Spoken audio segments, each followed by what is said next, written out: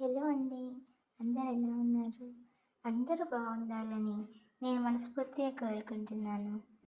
ఈరోజు మా ఇంట్లో స్పెషల్ ముద్దపప్పు, ఇంకా కొత్తగా ఈ సంవత్సరం చేసిన నిల్వ ఆవకాయ పచ్చడండి. అదే మామిడికాయ పచ్చడండి. కానీ ఈరోజు ముద్దపప్పు కాస్త పప్పుచారు అయిపోయాదండి. ఎందుకంటే ఈరోజు నేను వాటర్ వస్తుంటే పట్టుకుంటూ బిజీగా ఉండేసరికి మా పాపకి చెప్పాను, పప్పులో వాటర్ అయిపోతే బంద్ చేయని చెప్పాను. ఆమెకి ఎట్లా అయినా పడిందో ఏమో కానీ పప్పులో వాటర్ పోసేసిందండి.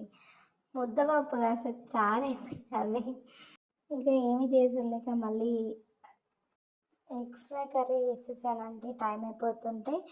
ఇంకా వాళ్ళు మమ్మీ మేము తింటాము బాక్స్లో పెట్టు అది కలిపి అన్నారు. సో ముద్దపప్పు ఇంకా అది ఆవకాయ రెండు కలిపి బాక్స్లో పెట్టి ఇచ్చారు. అది కొంచెము ఇది పెట్టాను. కానీ ఈ ముద్దపప్పు కొత్త మామిడికాయ పచ్చడి నెయ్యి కాంబినేషన్ మాత్రం చాలా టేస్టీగా ఉంటుందండి. నాకైతే చాలా ఇష్టము. మా పిల్లలు కూడా చాలా ఇష్టపడతారండి. ఇంకా నేను కలిపి ముద్దలు పెడుతుంటే ఎంత అన్నం తింటారో వాళ్ళకే తెలియదండి. మంచి అన్నం తింటారండి వాళ్ళు. నేనైతే మాత్రం ఈ మామిడికాయ సీజన్ అప్పుడు మామిడికాయ పప్పు, ఇంకా మామిడికాయ పచ్చడి, మామిడికాయ తురుము ఇట్లాంటివి చేస్తూ ఉంటారండి. నాకు తెలిసి చాలామందికి ఈ పెట్టిన కొత్త పచ్చడి పెట్టినప్పుడు ఒక 10 డేస్ వరకు కొంచెం ఒక ముద్దన్న తినాలనిపిస్తుంది. ఏంటో తెలియదు.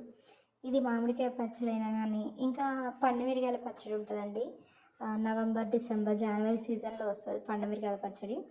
ఆ టైంలో అది కూడా అండి వేడి వేడి అన్నంలో కొంచెం నెయ్యి వేసుకొని తింటే ఆ టేస్టే వేరండి. కూరలకు కూడా పనికి రాదండి. కూరలు ఉన్నా కానీ పచ్చడి తినాలనిపిస్తుంది ఆ టైంలో. నేను కూడా అంతే తింటానండి. మా పిల్లలు కూడా అదే అలవాటు అయిపోయారు. మీరు అలానే తింటారండి?